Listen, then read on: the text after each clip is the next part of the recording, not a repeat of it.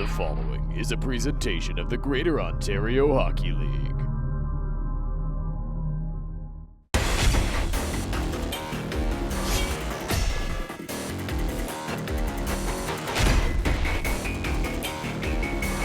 Good evening, everybody, and welcome inside the historic Galt Arena Gardens. This building is filled with history, now home to the Cambridge RedHawks and what many consider the best French fries in the GOHL.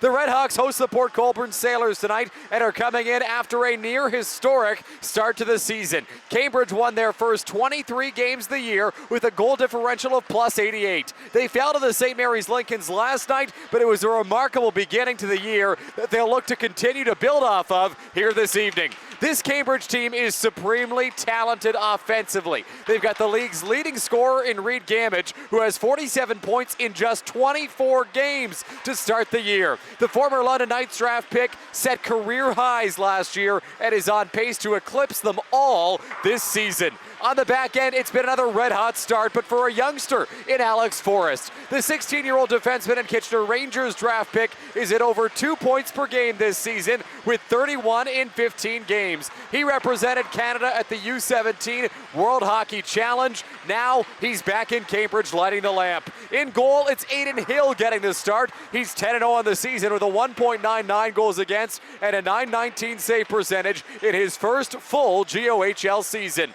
For their opponent tonight, the Port Colborne Sailors, they've won 7 of their last 10 games, and their captain, PJ Alexander, has had a great start to the year. He's got 25 points to start the season, including 11 in his last 7 games. Elsewhere, forward Marcus Harris has been a big part of their success. He's got 12 goals in 19 games this season and has 8 points in his last 4 contests. In goal, J.D. Lowe gets the call for the Sailors. He's played 14 games this season with a 2.79 goals against and a .909 save percentage. He's allowed 3 or fewer goals in 6 of his last 7 starts. Tonight is the annual Teddy Bear Toss game in Cambridge with a big crowd expected and all the Bears benefiting the Cambridge Firefighters Basket Fund. To talk about that and the big game today, let's get to our captain's comments powered by Collins Clothiers with Owen Yager from Cambridge and PJ Alexander from Port Colborne.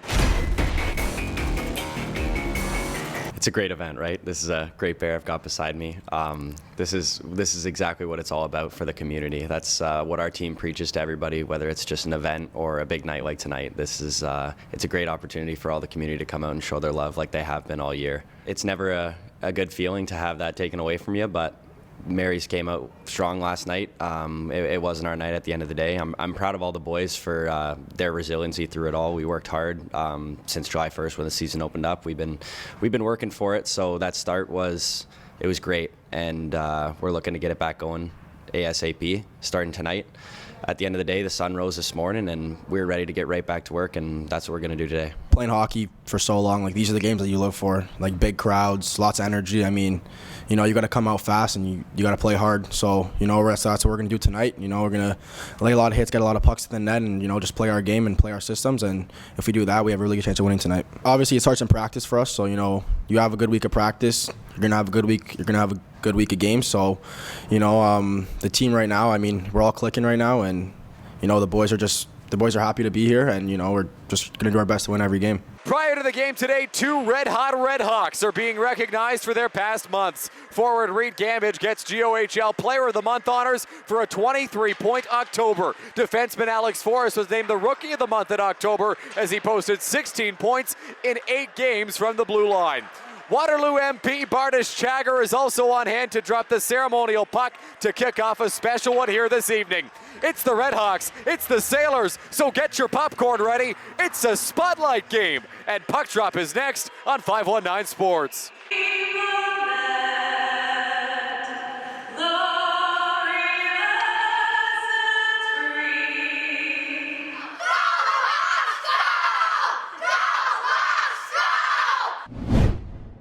Yager plays it in just wide of the Port Colborne net. Bray for Alexander. PJ Alexander gets it out to center, but Sam Savory cuts it off. He gets leveled by Joshua Caesar. Sailors break back in. It's Alexander for Caesar in space. Takes a shot. Big save by Aiden Hill, and he will hold on. Won by the Sailors. Now a blown tire and out to center. Here come the RedHawks. A chance and a quick shot there from Saramac that J.D. Lowe makes a stop on and sends out of play. Off the draw, RedHawks have it. Here's McQueen walking in. He scores! Kalen McQueen brings down the Bears. It's his first as a RedHawk, his first in the GOHL, and it's 1-0 Cambridge. The Teddy Bear toss goal for 2025 belongs to Kalen McQueen.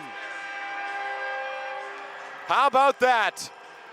Just seconds into a power play, McQueen finds the back of the net and the Bears begin raining down. It's time for my throw. Are we ready? Here comes the Bear. Right out of the ice, hit the car. The Teddy Bear toss in full swing here in Cambridge. What a night as Kalen McQueen gets the Teddy Bear goal. The RedHawks all out on the ice with some of the first responders here in Cambridge to help collect the Bears. McQueen skated into it, made no mistake, beat low above the blocker. It's a power play goal, and it did not take very long.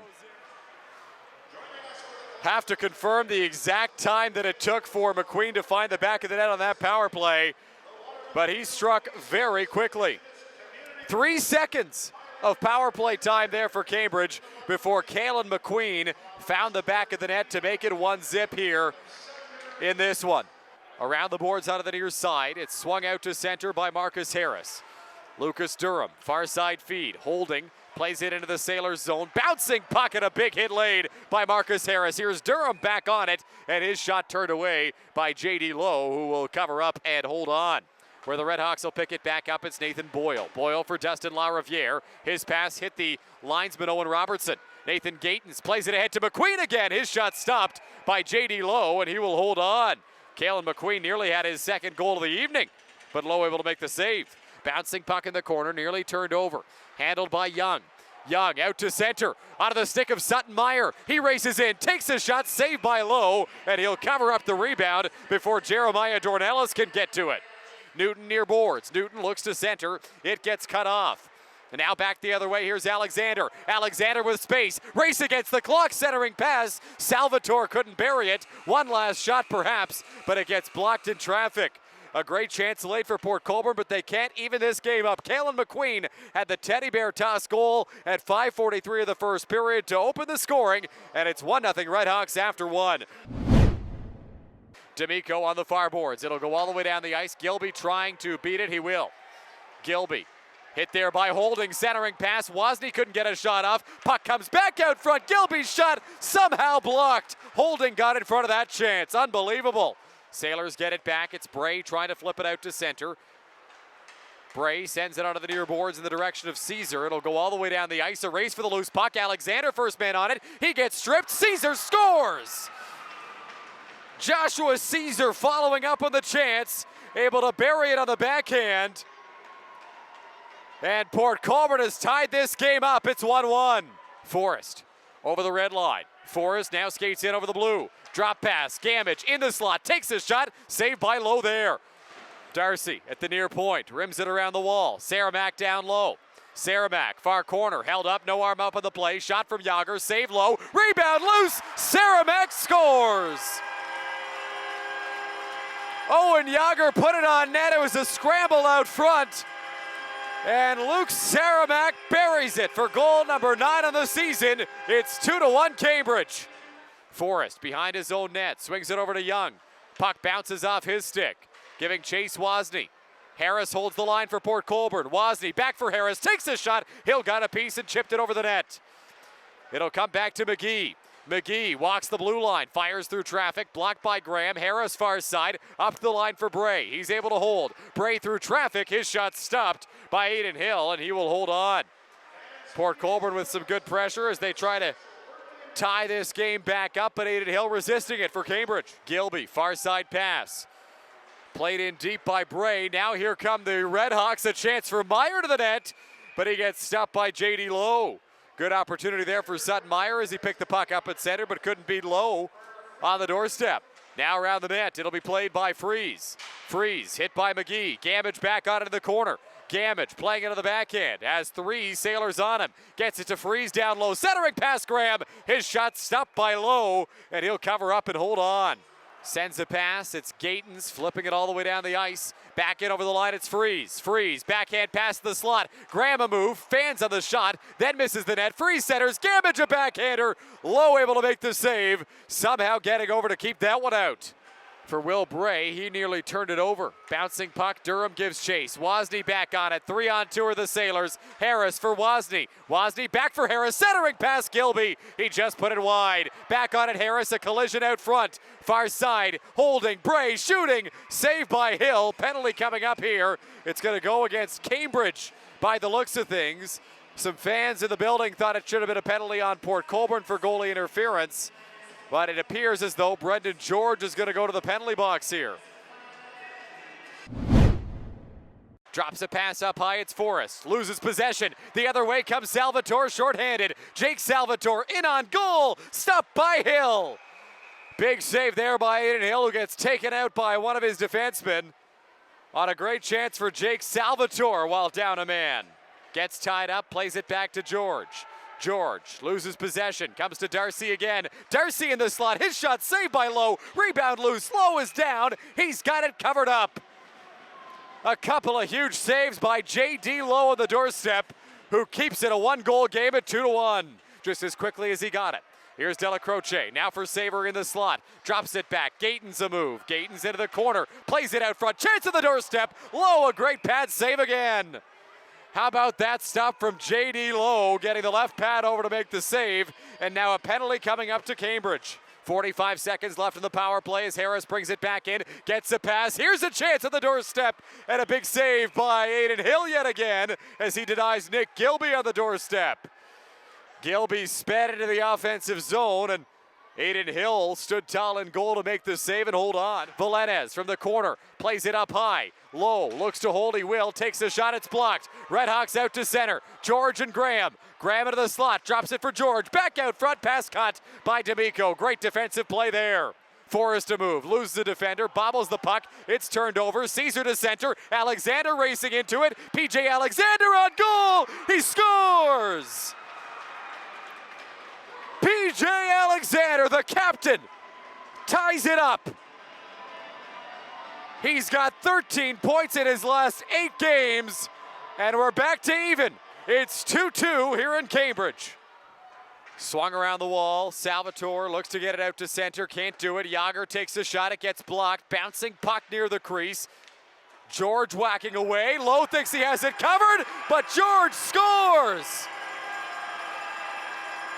The persistence from Brendan George on the doorstep.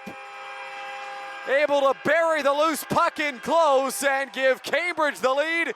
It's 3-2 RedHawks with 8:21 to go in the third. In the corner, working away on it is Lowe. Valenez, a pass out of the stick of Del Priore. Del Priore finds a man streaking, quick shot, save Hill, rebound there, and they score! Port Colborne answers back. It's Giacomo Del Priore, and it's a 3-3 game with 6:43 to play in the third. Del Priore snaps a 7-game goalless drought and ties things up just 2 minutes after Cambridge regained the lead, and we've got a game on our hands. George up to the line for Yager, hops over his stick, good pressure. Here's a chance now for Port Colborne. Game on his stick, save made by Aiden Hill. A huge stop by Hill there. Gamage, out to center. Graham, now for Forrest. Forrest speeds into the offensive zone. Forrest takes the shot, he hit the post. The horn blares, that puck never went in the net. Harris skates it through the neutral zone, over the blue line, drops a pass back low for Harris. Out front, Caesar! Game-saving stop, Aiden Hill. Unbelievable. What a save from Aiden Hill there. Graham flips a pass to Yager. Yager over the red line. Now gets in over the blue. Yager fires a shot, he scores! He scores! Owen Yager!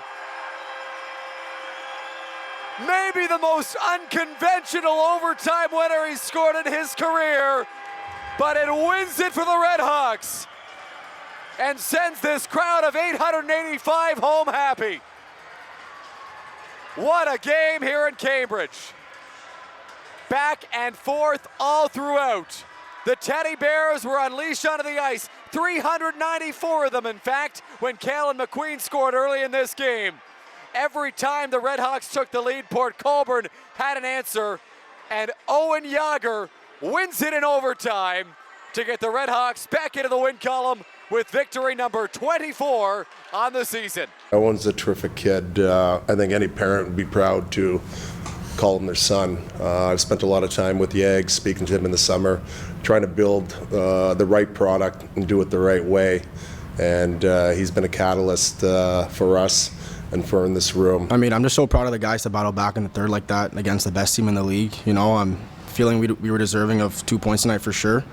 But I mean, you know, we were down by one twice in the third and we came back to tie it. So at the end of the day, I'm just really proud of these guys. You come to a place like Cambridge, you know it's going to be a tough environment to play, and we have a lot of tough games ahead of us and a lot of tough environments. So, you know, I'm glad the boys got a great opportunity to, now they know what it's like to play in a tough environment, you know. So when we play teams like, Fort Erie, going in a building like that, you know, it's going to be tough. But I know these boys can do it, and I believe in our team, so it's good. A great play by Caesar, just chipped the puck, and then, I mean, I knew I had to score that goal just to keep us in the game. So, I was really happy about that, and unfortunately we couldn't get the 2 points tonight. It's a beautiful goal. He's been in those moments this year, and he's been able to capitalize. But I mean, anybody that watches our team or is around our team and watches us play, he's the heartbeat of our hockey club.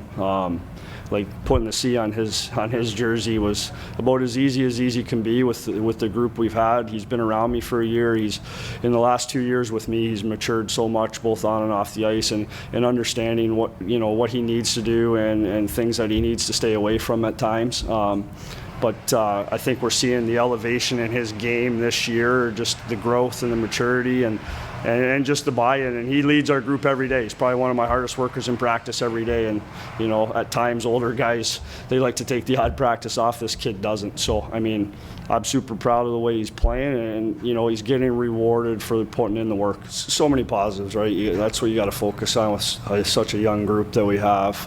We battled back twice in the third period, and we probably executed one of the best 3-on-2s we've executed all year, and missed a chippy there to win the game, and it comes back and you get a fluky play and we didn't get a bounce. Even their third goal, I thought I'll have to look at the tape, but it didn't look like it was going in. It was just kind of a scrambly mess, and we didn't catch that break. But super proud of our guys tonight for it's something that we've really been stressing the last few weeks with just our details and our practice habits, and I just thought our compete level was okay a lot of nights, and the last couple weeks I think we've really amped her up, and we're starting to get the results that we're looking for. It was like a fantastic night, we had some ups and downs moments, and when we got down, we didn't get mopey on the bench.